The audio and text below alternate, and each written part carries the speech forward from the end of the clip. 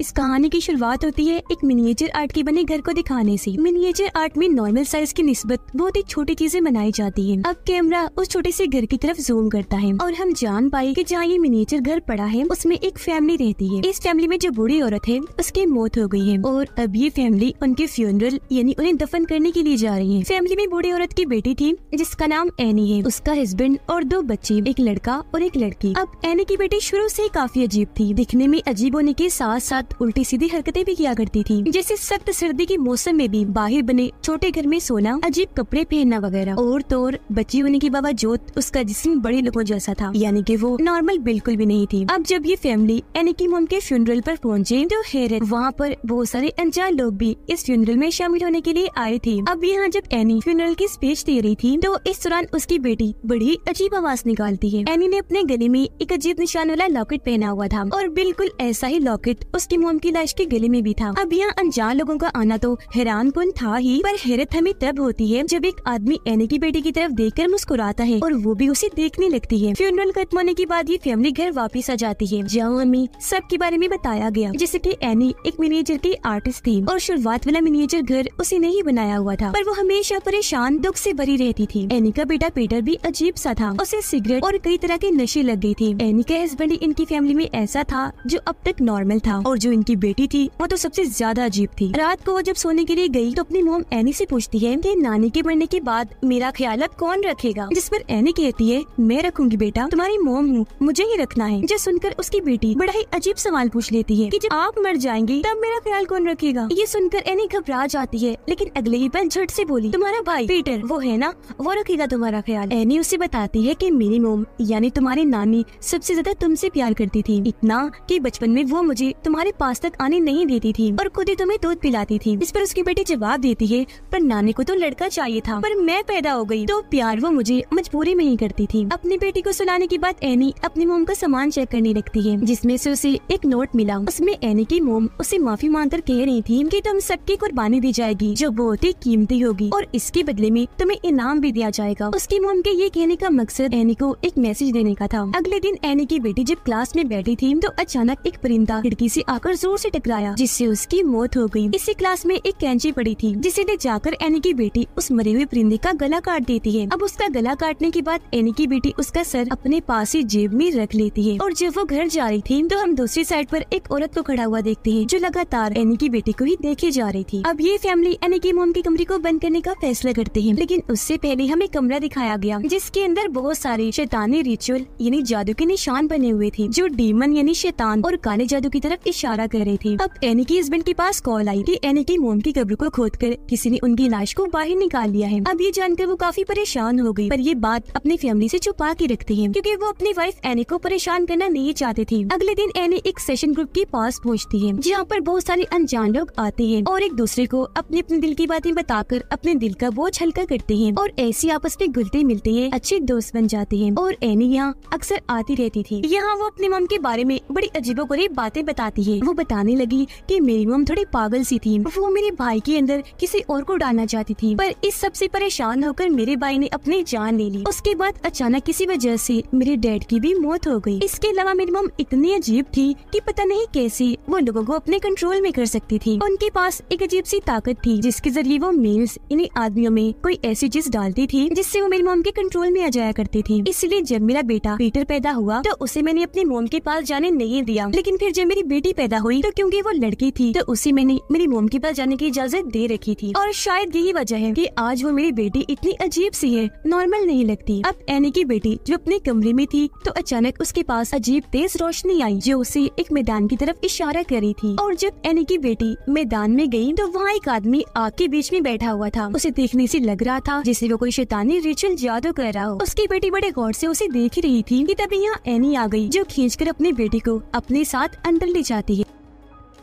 अब पीटर को उसकी दोस्त पार्टी में बुलाती है। पीटर जाने के लिए तैयार हुआ तो एनी अपनी बेटी को भी उसके साथ पार्टी में भेज देती है ताकि वो शराब वगैरह ना पिए। पार्टी में पहुंचकर पीटर अपने दोस्तों के साथ मिलकर एंजॉय करने लगा और वहाँ वो सिगरेट भी पीने लगता है। उसकी बहन बोर हो रही थी, इसलिए घूमते हुए जब वो एक जगह पर आई तो केक खा लेती है जिसमें ड्राई फ्रूट था, और क्योंकि उसे इस ड्राई फ्रूट से एलर्जी थी तो उसकी तबीयत खराब होने लगती है। उसका सांस बंद होने लगा, दम घुटना शुरू हो जाता है। उसकी ऐसी हालत देखकर पीटर काफी घबरा गया। फौरन उसे गाड़ी में बिठाकर हॉस्पिटल के लिए निकल गया। रास्ते में उसकी बहन सांस लेने के लिए अपना सर खिड़की से बाहर निकालती है, लेकिन इस दौरान गाड़ी के आगे एक जानवर आ गया। अब टक्कर से बचाने के लिए एकदम पीटर गाड़ी सीधी साइड पर कर लेता है और उस साइड पर लकड़ी का एक खंबा था जिससे उसकी बहन का सर इतनी जोर से टकराता है कि उसकी वही मौत हो जाती है। इतनी भयानक कि उसका शरीर जिस्म से अलग होकर सड़क पर गिर जाता है। उसके मुंह से पीटर बहुत ज्यादा दुखी हुआ, सदमे में चला जाता है और अपने मॉम डैड को कुछ भी बताए बगैर चुपचाप अपने कमरे में आकर लेट जाता है। अगली सुबह जब एनी और उसके हस्बैंड को अपनी बेटी की मौत का पता चला तो दोनों बहुत दुखी हुए। एनी तो फूट फूट कर रो रही थी। उसके फ्यूनरल तक मुसलसल हम उसे रोता हुआ ही देखते हैं क्योंकि इस सदमे से वो बाहर नहीं आ पा रही थी। इस हादसे के बाद ही फैमिली का बर्ताव एक दूसरे के साथ काफी अजीब हो गया। कोई भी एक दूसरे को बुला नहीं रहा था, बस चुपचाप ही रहते हैं। इस गम से उभरने के लिए एनी दोबारा से उस सेशन ग्रुप में जाने का फैसला करती है, लेकिन क्योंकि उसकी हालत ठीक नहीं थी तो वो इसके लिए हिम्मत नहीं कर पा रही थी, पर फिर भी जाने का ठान लेती है।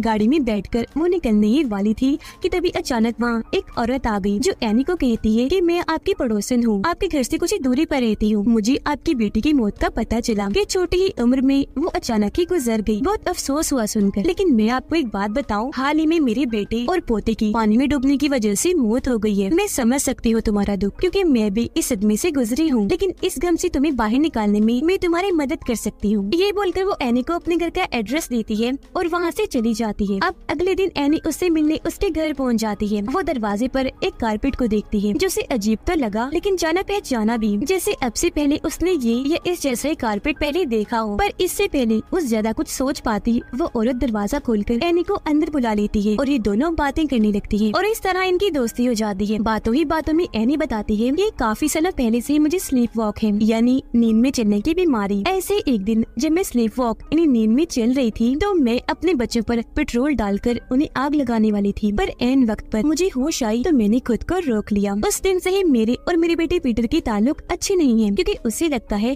कि मैं उनकी दुश्मन हूँ और मैंने अपने ही बच्चों की जान लेने की कोशिश की। घर आकर एनी अपनी बेटी की मौत का भी मिनिएचर आर्ट बना रही होती है, यानी कि उसकी लाश साइड पर पड़ी थी और उसका सर जिस्म से अलग होकर गिरा हुआ था। ये देखकर उसके हस्बैंड काफी परेशान हो जाता है। इसी रात जब ये फैमिली टेबल पर बैठी खाना खा रही थी तो पीटर की अपनी मोम एनी से बहस हो जाती है। वो कहता है, मामा सारा कसूर आपका है, आपने उसे मेरे साथ भेजने की जिद की थी, लेकिन जब हम वापस आ रहे थे तो पता नहीं कैसे उसकी मौत हो गई। ये सुनकर एनी को भी बहुत गुस्सा आने लगा और वो चिल्ला कर कहने लगी, ये सब तुम्हारी वजह से हुआ क्योंकि गई तो वो तुम्हारे साथ ही थी, तो तुमने ही उसे मार दिया होगा। ये देखकर एनी के हस्बैंड काफी परेशान हो गया, दोनों को शांत करता है, जो देखने से साफ लग रहा था कि अब इस फैमिली की दूरियां बढ़ती जा रही हैं और ये लोग आपस में टूट रहे हैं। अब अगले दिन जब एनी एक स्टोर में शॉपिंग कर रही थी तो वहाँ उसे वो औरत यानी पड़ोसन दोबारा मिलती है और एनी को बताती है कि हाल ही में मैंने एक रिचुअल यानी जादू का प्रोसेस करके अपने मरे हुए पोते की आत्मा से राब्ता किया, उससे बात करना चाहिए। ये बताकर वो एनी को काफी मिन्नतें करके अपने घर ले जाती है और वो प्रोसेस करके सच में अपने पोते की आत्मा से बात करके दिखाती है। अब ये प्रोसेस एनी को जरा पसंद नहीं आया क्योंकि इससे वो डिस्टर्ब हो रही थी, पर वो औरत बहुत चालाक थी। एनी को सलाह देती है कि ऐसा करो, तुम भी अपनी बेटी की आत्मा से बात करने की कोशिश करो, उसे बुलाओ यहाँ, तुम्हें ज्यादा कुछ नहीं करना पड़ेगा, बस उसकी एक चीज लो, कुछ मंत्र पढ़ो और बस तुम्हारा आत्मा से राब्ता बन जाएगा। इसी रात एनी स्लीप वॉक करते हुए पीटर के कमरे में जा पहुँची, जहाँ उसे पीटर के चेहरे पर बहुत सारी बारीक चींटियां दिखती है जो उसकी आंखों, मुँह और नाक में घुस रही थी। यहाँ पता चला कि एनी सच में स्लीप वॉक नहीं कर रही, बल्कि ये सब वो सपना देख रही थी और सपने में ही वो स्लीप वॉक करके यहाँ आई थी। अब इस सपने में पीटर अपनी मोम से पूछता है कि आपको मुझसे क्या मसला है, क्यों हर वक्त आप मेरे पीछे पड़ी रहती हैं? जिस पर एनी जवाब देती है कि तुम मुझे कभी चाहिए ही नहीं थी, मैं तुम्हें पैदा ही करना नहीं चाह रही थी, वो तो मेरी मोम ने मिन्नतें करके तुम्हें पैदा करवाया क्योंकि उन्हें एक लड़का चाहिए था, यहाँ तक कि मैंने तुम्हें खत्म भी करना चाहा, पर पता नहीं कैसे तुम बच गई। ये जानकर पीटर बहुत टूट गया, लेकिन अगले ही पल एनी भी अपनी नींद से जाग जाती है और उसे भी पता चल गया कि ये बस एक सपना है। वो वो फौरन अपने हस्बैंड और बेटे के पास जाकर उन्हें इस रिचुअल प्रोसेस के बारे में बताकर इस प्रोसेस को शुरू कर देती है ताकि उस औरत के कहे के मुताबिक वो अपने बेटे को बुला सके। अब जैसे प्रोसेस शुरू हुआ वो अजीबोगरीब चीजें होना शुरू हो जाती है, जैसे अचानक ही एनी ड्राउनी अंदाज में अपने बेटे की आवाज में बात करने लगी थी और मोमबत्तियां भी अपने आप ही जल बुझ रही थी। इस सबसे पीटर काफी घबरा गया था, इसलिए उसके डैड इस प्रोसेस को बंद करने के लिए एनी के मुंह पर पानी फेंक देते हैं, जिससे प्रोसेस टूट गया और एनी अपने होश में आ गई। अजीब बात यह अभी जो कुछ भी हुआ था एनी को उसके बारे में कुछ भी याद नहीं था, क्योंकि शायद उसके बेटे की आत्मा उसके अंदर आ गई थी। अब अगले दिन हम एनी को बहुत परेशान देखते हैं। गुस्से में आकर वो अपने सारे मिनिएचर आर्ट्स को तोड़ देती है। अब एनी की बेटे की वो डायरी जिसे इस रिचुअल प्रोसेस में इस्तेमाल किया गया था, उसमें पीटर की तस्वीर अपने आप ही बनने लगती है। अगले दिन पीटर जब स्कूल में था तो वो शीशे में खुद को देखता है, जहाँ उसका असल और अक्स यानी परछाई एक दूसरे के बिल्कुल उल्ट थी। यानी असल में उसके एक्सप्रेशन तासुरात बिल्कुल सीरियस परेशानी वाले थे, जबकि उसकी परछाई में वो काफी खुश नजर आ रहा था। उसके चेहरे पर मुस्कुराहट थी। एनी अपनी बेटी की उस डायरी को आग लगाकर जलाने की कोशिश करती है, लेकिन जहाँ पहली तो डायरी को आग लगी नहीं रही थी, पर जब लगी तो एनी को भी आग लग रही थी, जिस वजह से उसे डायरी की आग बुझानी पड़ती है। अब एनी इन सारी चीजों से बड़ी कंफ्यूज हो गई थी। उसके दिमाग में कई सारे सवाल थे, जिनका जवाब पाने के लिए वो पड़ोसन के घर जाती है, जहाँ उसे पड़ोसन तो नहीं मिलती, लेकिन काले जादू का सामान पड़ा हुआ था और वहाँ पीटर की तस्वीर भी रखी हुई थी और ये रिचुअल काला जादू उसकी तस्वीर पर ही किया जा रहा था। अब जब वो दोबारा से दरवाजे वाली कालीन पर गौर करती है तो उसे याद आता है कि बिल्कुल इस तरह की कालीन तो मेरी मॉम के पास भी थी। वो जल्दी से भागकर अपने घर आई और अपनी मॉम का सामान चेक करने लगती है, जहाँ उसे बिल्कुल वैसे ही कालीन मिलता है और इसी डिजाइन में कई सारे और कालीन भी, और ये भी किसी जादू के निशानों की तरफ इशारा कर रही थी। उसे शक हुआ, इसलिए वो तस्वीरों वाले एल्बम को देखती है, जिसमें उसे अपनी मॉम के साथ ये पड़ोसन औरत दिखती है। और यहाँ ये बात साफ हो गई कि औरत शुरू से ही एनी की मॉम के इशारों पर काम करती थी और अब उसकी मॉम के गुजर जाने के बाद वो बड़ी चालाकी से एनी को बसा कर उसे रिचुअल करवा रही थी अपने किसी मकसद को पाने के लिए। अपनी मॉम के सामान में एनी को एक ऐसी किताब भी मिलती है जिसमें आत्माओं, भूतों, डीमंस, शैतानों, काले जादू के बारे में लिखा गया था। उसे पढ़कर एनी को पता चल जाता है कि असल में ये सब कुछ क्यों किया जा रहा था, यानी वो रिचुअल क्यों करवा रही थी। तो दरअसल ये सब कुछ हेल के डीमन पेमोन के लिए किया जा रहा था। ये सब करके वो पेमोन को इंसानी जिस्म दिलवाना चाह रहे थे, जो किसी भी आदमी का हो सकता है। अब एनी की मॉम ऐसा इसलिए कर रही थी क्योंकि वो एक शैतानी ग्रुप का हिस्सा थी, जो सब डीमन पेमोन की पूजा करती थी। उसे ये अपना गॉड समझती थी, क्योंकि डीमन पेमोन बहुत ही ताकतवर है। वो हेल यानी जहन्नुम का एक किंग है, जो वहाँ के 8 राजाओं में से एक है। इसे इस तरह का गॉड भी कहा जाता है जो लोगों को परेशान करता है, उनके साथ शरारतें करता है, और वो उसे जिसमें जाना पसंद करता है जो सबसे ज्यादा कमजोर हो। उसे किसी इंसान के अंदर भेजने और फिर बाहर निकालने के लिए कुछ रिचुअल वगैरह करने होते हैं। जब भी वो लोग इतने अरसे से ये काम करते आ रहे थे। एनी की मॉम ने डीमन पेमोन को सबसे पहले अपने बेटी एनी की बाई में डालने की कोशिश की थी। इस सब के दौरान उसे बहुत तकलीफ दी गई, उस पर जुल्म किए गए। वो जानता था कि मेरे साथ क्या होने वाला है, तो तंग आकर उसने अपनी जान ले ली। और वो तो मर गया था, इसलिए एनी की मॉम कोई और जिस्म ढूंढने लगी जिसके अंदर डीमन पेमोन को डाला जा सके। लेकिन क्योंकि उनकी हरकतों से एनी को उन पर शक हो गया था, इसलिए वो अपने बेटे पीटर को उनके पास जाने नहीं देती थी, इसलिए पीटर में वो डाल नहीं पा रही थी।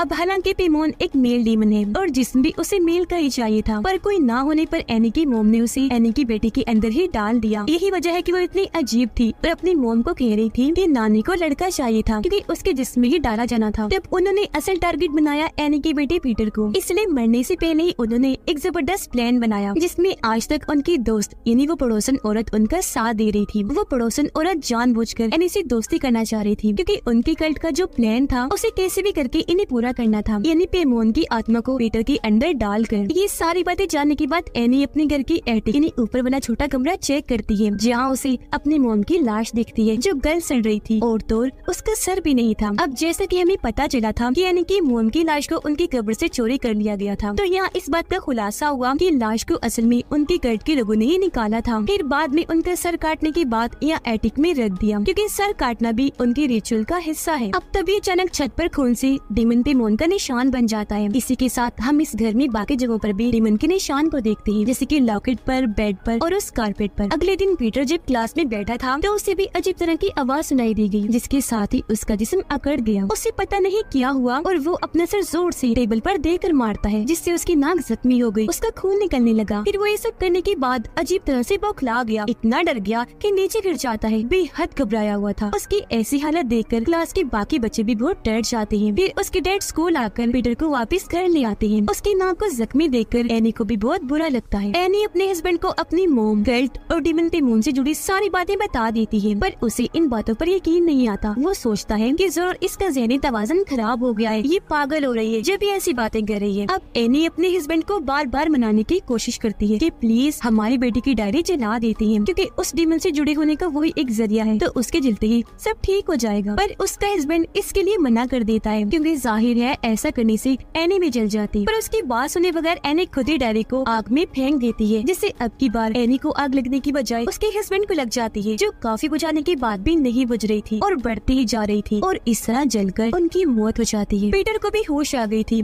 और जब वो देखता है कि मेरे डैड की जलने से मौत हो गई, तो वो बहुत दुखी हो जाता है। अब तभी अचानक एनी को कुछ होता है और वो पीटर को मारने के लिए पागलों की तरह उसके पीछे पड़ जाती है। दरअसल अब डीमन पे मून ने एनी को पोजेस्ड कर लिया था और अब उसके जिस्म में आकर उसे कंट्रोल कर रहा था। ये देखकर पीटर काफी डर जाता है और अपनी जान बचाने के लिए वहाँ से भागा और एटिक में आकर छुप जाता है। बाहर एनी पागलों की तरह अपने कंट्रोल से बाहर होकर जोर जोर से अपना सर दरवाजे पर पटकने लगती है, जबकि एटिक में पीटर को भी अपनी नानी की लाश गली सड़ी हालत में मिलती है, जिसके बाद वो अपनी मॉम को ऊपर देखता है जो अपना गला काटने वाली थी। यहाँ पर बहुत सारे लोग भी खड़े हुए थे जिन्होंने कपड़े नहीं पहने हुए थे, और वो पीटर को बड़े गौर से देख रहे होते हैं। पीटर घबरा गया, वो कांच तोड़कर जल्दी से बाहर कूद जाता है, जहाँ तभी एक तेज रोशनी आकर उसके जिस्म में घुस जाती है। ये रोशनी बिल्कुल वैसी ही थी जैसी उसकी बहन के आसपास भी रहती थी, जिससे हम समझ पाए कि आखिरकार डीमन पे मून ने पीटर के जिस्म पर अपना कब्जा कर ही लिया और वो इसके अंदर घुस ही आया है। इसके बाद पीटर उठा और अपनी मोम को बड़ी अजीब हालत में देखता है, यानी एनी हवा में उड़कर बाहर बने छोटे घर की तरफ जा रही थी। वो भी उस घर में आ जाता है जहाँ पर बहुत सारे लोग थे जो डीमन पे मून की पूजा करती थी। वो सब पीटर के सामने झुक जाते हैं, क्योंकि अब उसके अंदर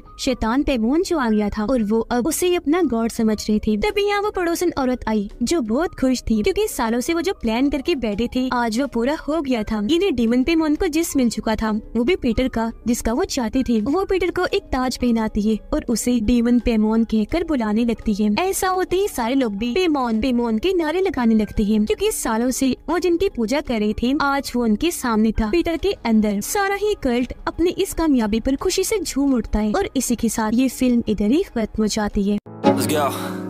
Yeah. I'm like an addict, do I gotta have it. I ain't even playing, got a really bad habit. If it moves, gotta grab it. Fuse like a magnet, lose won't happen.